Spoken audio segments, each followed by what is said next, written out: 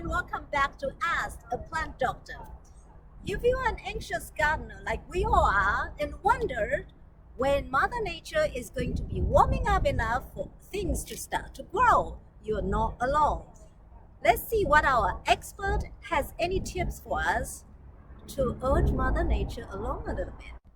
Well, if you're like me, you can't wait to get started gardening in the spring. And with the help of the WSU Master Gardeners, we're getting a little bit of a head start here.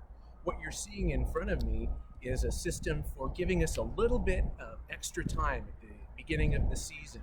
This is called row cover, and this is a way of warming up the soil and providing a little environment that's a little more hospitable to our plants at the beginning of the season. Now, it's still, when we're taping this, it's still early April, so we can't put tomatoes or our warm season crops in yet, but we can give a head start to some of our cooler season crops.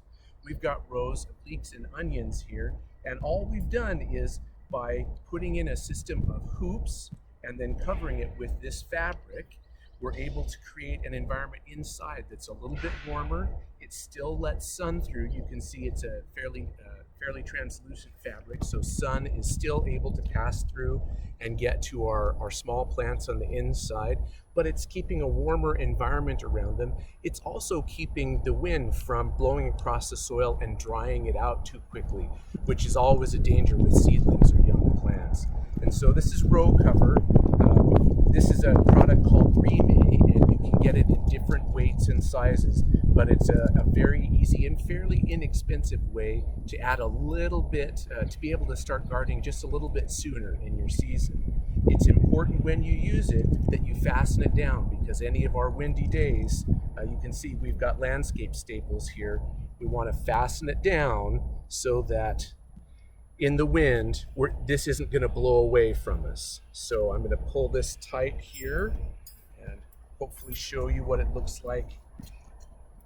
It's sort of the advantage of a small greenhouse without the cost of a greenhouse here.